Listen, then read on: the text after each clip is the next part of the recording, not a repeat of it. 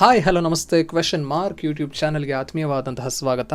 So ನಾವು ಹಿಂದಿನ ಪಾರ್ಟ್ನಲ್ಲಿ ಅಂದರೆ first part of this 5 ರೇಷಿಯೋಸ್ನಲ್ಲಿ PE ratio ಬಗ್ಗೆ ಸ್ವಲ್ಪ ಡೀಟೇಲ್ಡಾಗಿ ನೋಡಿದ್ವಿ ಅಲ್ವಾ. ಸೊ ಫಸ್ಟು ನಾವು 5 ರೇಷಿಯೋ ಯಾವುದು ಅನ್ನುವಂತಹ ಮಾಹಿತಿನ ರೀಕ್ಯಾಪ್ ಮಾಡ್ಕೊಳ್ಳೋಣ ಅಲ್ವಾ. So number 1 PE ratio, price to earnings ratio. Second ratio ಯಾವುದು? Price to book ratio. Third ratio is PG ಅಂದರೆ price to earnings to growth. 4ನೇ ರೇಷಿಯೋ ಪ್ರೈಸ್ ಟು ಸೇಲ್ಸ್. ಹಾಗೆ 5ನೇ ratio debt to equity ratio. ಈ 5 ratios ನಾವು fundamental analysis ಮಾಡಬೇಕಾದ್ರೆ ನೋಡಲೇಬೇಕು ಅಂತ ನಾನು ಹೇಳಿದ್ದೆ, ರೈಟ್. ಸೊ ಮೊದಲನೇ ಪಾರ್ಟ್ನಲ್ಲಿ PE ರೇಷಿಯೋ ಬಗ್ಗೆ ನೋಡಿದ್ವಿ. ಆ್ಯಂಡ್ ಇವತ್ತು ಅಂದರೆ 2ನೇ ಪಾರ್ಟ್ ಬರ್ತಾ ಇದೆ ಇವತ್ತು ಈ ಒಂದು ವಿಡಿಯೋ. ಇದರಲ್ಲಿ ನಾವು PEG ರೇಷಿಯೋ ಬಗ್ಗೆ ನೋಡೋಣ. ಸೊ ಯಾಕೆ PB ಸ್ಕಿಪ್ ಮಾಡ್ತಾ ಇದ್ದೀನಿ ಅಂತ ಅನ್ಕೋಬೇಡಿ. ಸೊ PB ರೇಷಿಯೋ ನಾನು ಥರ್ಡ್ ಪಾರ್ಟ್ನಲ್ಲಿ ಕವರ್ ಮಾಡ್ತೀನಿ. ಸೊ ಯಾಕೆ PEG ತೊಗೊಂಡೆ ಅಂದರೆ PE ratio and this PEG ratio are interrelated. Okay, so PE ಮತ್ತು PEG ರೇಷಿಯೋ ಇಂಟರ್ ರಿಲೇಟೆಡ್ ಆಗಿದೆ. ಅದನ್ನು ಹೇಗೆ ಇಂಟರ್ ರಿಲೇಟ್ ಆಗಿದೆ ಅನ್ನುವಂತಹ ಮಾಹಿತಿ ಮುಂದೆ ನೋಡ್ತಾ ಹೋಗೋಣ. ಸೊ ಫಸ್ಟು PE ರೇಷಿಯೋ ಅಂದರೆ ಮತ್ತೆ ರೀಕ್ಯಾಪ್ ಮಾಡ್ತೀನಿ. PE ರೇಷಿಯೋ ಅಂದರೆ ಏನು? Price to earning ratio. ಇದನ್ನು ಹೇಗೆ ಕ್ಯಾಲ್ಕುಲೇಟ್ ಮಾಡ್ತೀವಿ? So PE ratio equals to current market ಪ್ರೈಸ್ನ EPS ಇಂದ ಡಿವೈಡ್ ಮಾಡ್ತೀವಿ. EPS ಅಂದರೆ earnings per share. So current market price is divided by earnings per share ಮಾಡಿದ್ರೆ ನಮಗೇನು ಸಿಗುತ್ತೆ?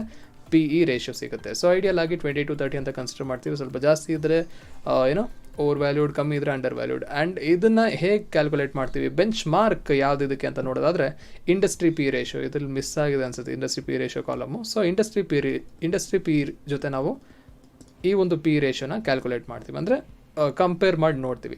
ಸಪೋಸ್ ಇಂಡಸ್ಟ್ರಿ PE ರೇಷಿಯೋ ಸ್ವಲ್ಪ ಜಾಸ್ತಿ ಇದ್ದರೆ 40 ಇತ್ತು ಅಂದರೆ ಇದನ್ನೇನು ಮಾಡ್ತೀವಿ? Okay, it is valued better ಅಂತ ಕನ್ಸಿಡರ್ ಮಾಡ್ತೀವಿ.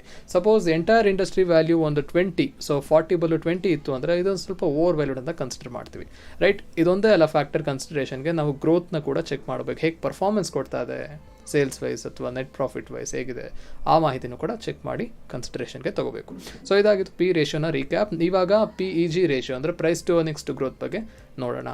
ಸೊ ಇದನ್ನು ಹೇಗೆ ಕ್ಯಾಲ್ಕುಲೇಟ್ ಮಾಡ್ತೀವಿ ಅಂದರೆ so PEG is calculated as PE ratio divided by growth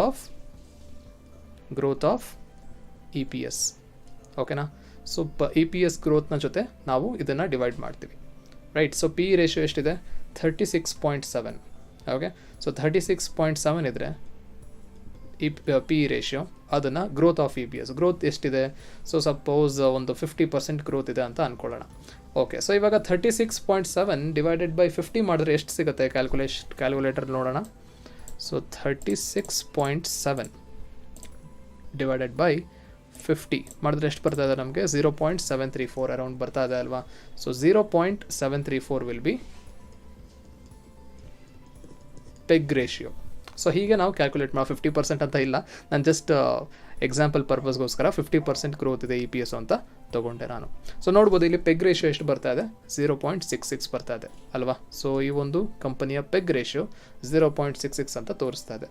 so ಹೇಗೆ ತೊಗೊಂಡೆ 50%? ಸಪೋಸ್ 2022ನಲ್ಲಿ 2022ರಲ್ಲಿ ಸಪೋಸ್ ನಾನು ಬೇರೆ ಪೇಜ್ನಲ್ಲಿ ಬರಿತೀನಿ. ಸೊ 2022 ಅಂತ ತೊಗೊಳ್ಳೋಣ. 2023 ಈ ವರ್ಷ, 24 ಅಲ್ವಾ ಈ ವರ್ಷ, 23ರಲ್ಲೇ ಇದ್ದೀನಿ. Okay, so 23-24. ಸೊ 2022ನಲ್ಲಿ ಅರ್ನಿಂಗ್ಸ್ ಪರ್ ಶೇರ್ ಒಂದು 18 ಇತ್ತು ಅಂತ ಅಂದ್ಕೊಳ್ಳೋಣ. 23ನಲ್ಲಿ ಎಷ್ಟಾಯಿತು? ಒಂದು 22ಗೆ ರೀಚ್ ಆಯಿತು. 24ನಲ್ಲಿ ಒಂದು 30ಗೆ ರೀಚ್ ಆಯಿತು ಅಂತ ಅಂದ್ಕೊಳ್ಳೋಣ. ಸೊ ಸೇಲ್ಸ್ ಗ್ರೋತ್ ಎಷ್ಟಿದೆ ಇಲ್ಲಿ ನೋಡ್ಬೋದು, ಎಷ್ಟು ಇನ್ಕ್ರೀಸ್ ಆಯಿತು ಅಮೌಂಟು. ಸೊ 22 - 18 4 ರೂಪೀಸ್ ಡಿಫ್ರೆನ್ಸ್ ಬರ್ತಾ ಇದೆ.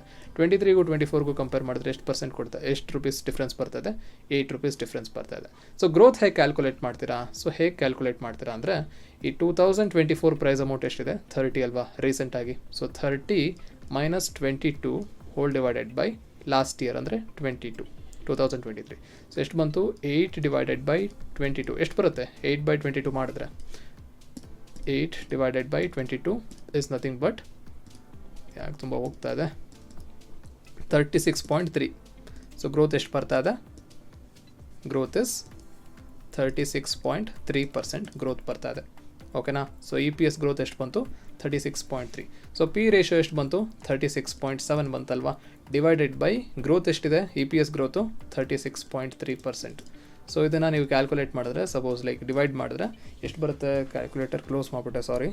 ಸೊ 36.7 ಡಿವೈಡೆಡ್ ಬೈ 36.3 ಬಂದರೆ ನಿಮಗೆ 1.01 ಬರುತ್ತೆ ಪೆಗ್ ರೇಷಿಯೋ. ಸೊ ಈ ಥರ ನೀವು ಕ್ಯಾಲ್ಕುಲೇಟ್ ಮಾಡ್ಕೋಬೋದು. ಸೊ ಏನಂತ ಹೇಳ್ತಾರೆ, ಪೆಗ್ ರೇಷಿಯೋ ಐಡಿಯಲ್ ವ್ಯಾಲ್ಯೂ ಎಷ್ಟು ಅಂತ ಹೇಳ್ತಾರೆ, ಸೊ 1 ಈಕ್ವಿಲಿಬ್ರಿಯಮ್ ಅಂತ ಕರೀತಾರೆ. ಸೊ 1 ರೇಂಜಲ್ಲಿದ್ದರೆ company it is fairly valued. ಓಕೆನಾ. ಸೊ 1 ಅಷ್ಟಿದ್ರೆ 1.01, 1.02 ಅಥವಾ 0.99 ಆ ಥರ ಇದ್ದರೆ it is fairly valued. Less than 1, okay. So if it is less than 1 ಇದ್ದರೆ it is considered as undervalued. ಈಗ ಇದ್ರದ್ದು ಇದೆಯಲ್ಲ ಎಲೆಕ್ಟ್ರಾನ್ ಇಂಜಿನಿಯರಿಂಗ್ದು ಎಷ್ಟಿದೆ ಪೆಗ್ ರೇಷಿಯೋ 0.66 ಬಂತಲ್ವಾ. ಸೊ ಇದನ್ನು ಏನಂತ ಕನ್ಸಿಡರ್ ಮಾಡ್ತಾರೆ, ಅಂಡರ್ ವ್ಯಾಲ್ಯೂಡ್ ಅಂತ ಕನ್ಸಿಡರ್ ಮಾಡ್ಕೋತಾರೆ. ಸಪೋಸ್ 1ಗಿಂತ ಜಾಸ್ತಿ ಇತ್ತು ಅಂದರೆ, 1ಗಿಂತ ಜಾಸ್ತಿ ಇತ್ತು, if it is more than 1 it is considered as over valued. If it is less than 1 it's under valued, and if it is more than 1 it's over valued. ಓಕೆನಾ. So ಹೀಗೆ peg ರೇಷಿಯೋನ calculate ಮಾಡ್ತೀವಿ. ಅರ್ಥ ಆಯ್ತಾ. So P ratio ಜೊತೆ peg ರೇಷಿಯೋನು calculate ಮಾಡ್ತೀವಿ. Suppose ಒಂದು scenario ಕೊಡ್ತೀನಿ ನಿಮಗೆ. ಏನು ಸಿನಾರಿಯೋ ಅಂದರೆ, ಕಂಪನಿ ಎ, ಇದೊಂದು ಕಂಪನಿ ಫಾರ್ ಎಕ್ಸಾಂಪಲ್ ಎ ಮತ್ತು ಬಿ ಇರುತ್ತೆ. ಸಪೋಸ್ ಕಂಪನಿಯ ಪಿ ಇ ರೇಷಿಯೋ ಏದು 20 ಅಂತ ಅಂದ್ಕೊಳ್ಳೋಣ. ಓಕೆ. ಪಿ ರೇಷಿಯೋ ಏದೆಷ್ಟಿದೆ 20 ಅಂತ ಅಂದ್ಕೊಳ್ಳೋಣ. Company P ratio for company ಬಿದು 25 ಇದೆ ಅಂತ ಅಂದ್ಕೊಳ್ಳೋಣ. ಸಪೋಸ್ ನಾನು ಎರಡೂ ನಿಮ್ಗೆ ಬಿಟ್ಟರೆ ಯಾವುದು ಐಡಿಯಲ್ ಅಂದರೆ ಯಾವುದು ಬೆಟರ್ ಪಿ ರೇಷಿಯೋ, ಯಾವ್ದು company better in terms of P ಅಂತ ಹೇಳಿದ್ರೆ ನೀವೇನು ಹೇಳ್ತೀರಾ, okay A company is better in terms of P ratio ಅಂತ ಹೇಳ್ತೀರಾ. ಸೊ ಬಿ ಬೇಡ, ಎನ ಸೆಲೆಕ್ಟ್ ಮಾಡ್ಕೊತಾರೆ only in terms of P ratio. Okay, growth ಎಲ್ಲ ಬೇಡ, ಪಿ ರೇಷಿಯೋ ವೈಸ್. ಬಟ್ ನಾನು ಇ ಪಿ ಎಸ್ ಗ್ರೋತ್ನ ಕೊಡ್ತೀನಿ. ನಾನು ಅರ್ನಿಂಗ್ಸ್ ಪರ್ ಶೇರ್ ಗ್ರೋತ್ ಹೇಗಿದೆ ಇಯರ್ ಆನ್ ಇಯರು, ಕಂಪನಿ ಇದು ಗ್ರೋತ್ ಎಷ್ಟಿದೆ 18% ಇದೆ. Company growth E P S growth ಕಂಪನಿದು 30% ಇದೆ ಅಂತ ಅಂದ್ಕೊಳ್ಳೋಣ. ಇಯರ್ ಆನ್ ಇಯರ್ 30% ಗ್ರೋತ್ನಲ್ಲಿ ಕಾಣ್ತಾ ಇದೆ earnings per share. But company ಇದು 18% ಗ್ರೋತ್ ಇದೆ. ಈಗ ಪೆಗ್ ರೇಷಿಯೋ ಕ್ಯಾಲ್ಕುಲೇಟ್ ಮಾಡಿ ಅಂತ ಬಿಟ್ಟರೆ ಎಷ್ಟು ಬರುತ್ತೆ ಪೆಗ್ ರೇಷಿಯೋ. ಸೊ 20/18 ಇದು 25/30 ಬರುತ್ತೆ ಅಲ್ವಾ. ಸೊ 20/18 ಮಾಡಿದ್ರೆ ಎಷ್ಟು ಬರುತ್ತೆ ನನಗೆ ಪೆಗ್ ರೇಷಿಯೋ. ಸೊ 20/18 ಮಾಡಿದ್ರೆ 1.11 ಬರುತ್ತೆ ಪೆಗ್ ರೇಷಿಯೋ. ಬಟ್ ಕಂಪನಿ ಬಿದು ಎಷ್ಟು ಬರುತ್ತೆ 25/30 ಮಾಡಿದ್ರೆ 0.83. ಈಗ ಹೇಳಿ ಯಾವ ಕಂಪನಿ ಸೆಲೆಕ್ಟ್ ಮಾಡ್ತೀರಾ. Of course you will be selecting company B, right. So company ಬಿನ ನಾನು ಸೆಲೆಕ್ಟ್ ಮಾಡ್ಕೊತೀನಿ ಬಿಕಾಸ್ ಇದು ಇನ್ ಡೆಪ್ತ್ ಆಗಿ ಹೋಗ್ತಾ ಇದೆ ಅಲ್ವಾ. It is even going in terms of companies growth, right. So growth ಎಷ್ಟಿದೆ ಅರ್ನಿಂಗ್ಸ್ ಪರ್ ಶೇರ್ 30% ಜಾಸ್ತಿ ಇದೆ ಅಲ್ವಾ. So this is better, 30% growth is better than 18% growth ಅಂತ ಕನ್ಸಿಡರ್ ಮಾಡ್ಕೋತೀವಿ ನಾವು. ಸೊ ಹಾಗಾಗಿ ಪೆಗ್ ರೇಷಿಯೋನ ತೊಗೊಳ್ತೀವಿ ಕ್ಯಾಲ್ಕುಲೇಷನ್ ಮಾಡಲಿಕ್ಕೆ. ಓಕೆನಾ.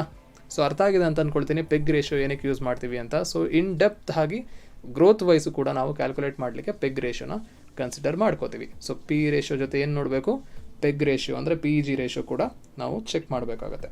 ಸೊ ಇದಾಗಿತ್ತು ಕಂಪನಿಯ ಪೆಗ್ ರೇಷಿಯೋನ ಅನಾಲಿಸಿಸ್ ಹೇಗೆ ಮಾಡೋದು ಅಂತ. ಎಲೆಕ್ಟ್ರಾನ್ ಇಂಜಿನಿಯರಿಂಗ್ ಎಷ್ಟಿದೆ ಇವಾಗ ಅಂದರೆ ಇವತ್ತು, ಇದು ಸುಮಾರು 1 ವೀಕ್ ಆಗಿತ್ತು ಅನಿಸುತ್ತೆ PDF ರೆಡಿ ಮಾಡಿ. ಸೊ ಇವತ್ತಿನ ವ್ಯಾಲ್ಯೂ 1093 ಇದೆ ಕಂಪನಿಯ ಪ್ರೈಸು. ಆ್ಯಂಡ್ ನೋಡ್ಬೋದು ಎಷ್ಟಿದೆ ಸ್ಟಾಕ್ ಪಿ ರೇಷಿಯೋ 34.4ಗೆ ರೆಡ್ಯೂಸ್ ಆಗಿದೆ. ನೋಡ್ಬೋದು ಎಷ್ಟಿತ್ತು ನಾವು PDF ಕ್ರಿಯೇಟ್ ಮಾಡಿದಾಗ 36.7 ಇತ್ತು. ಇವತ್ತು ಟುಡೇಸ್ ಡೇಟ್ 31st ಮೇಗೆ ರೆಡ್ಯೂಸ್ ಆಗಿದೆ ಸ್ಟಾಕ್ ಪಿ ರೇಷಿಯೋ. ಹಾಗೆ ಪೆಗ್ ರೇಷಿಯೋ ಎಷ್ಟಿದೆ, ಪೆಗ್ ರೇಷಿಯೋ ಕೂಡ ರೆಡ್ಯೂಸ್ ಆಗಿದೆ. 0.66 ಇತ್ತು, ಇದು 0.62ಗೆ ರೆಡ್ಯೂಸ್ ಆಗಿದೆ. ನೋಡೋಣ ಕ್ವಾರ್ಟರ್ಸ್ ಹೇಗಿದೆ ಅಂತ ಆ್ಯಂಡ್ ಇಯರ್ಲಿ ಪರ್ಫಾರ್ಮೆನ್ಸ್ ನೋಡ್ಬೋಣ. ಸೊ ನೋಡ್ಬೋದು 31.69 ಇದೆ ಈ ವರ್ಷದ್ದು, 21.17 was the last year. Okay, around 10 point something ಬರ್ತಾ ಇದೆ ಅಲ್ವಾ. So 10.52 right, 10.52 is the difference of EPS. Okay, so ಇದಾಗಿತ್ತು ಕಂಪನಿಯ ಒಂದು ಪೆಗ್ ರೇಷಿಯೋ ಹೇಗೆ ಕ್ಯಾಲ್ಕುಲೇಟ್ ಮಾಡೋದಂತ ಹೇಳಿ.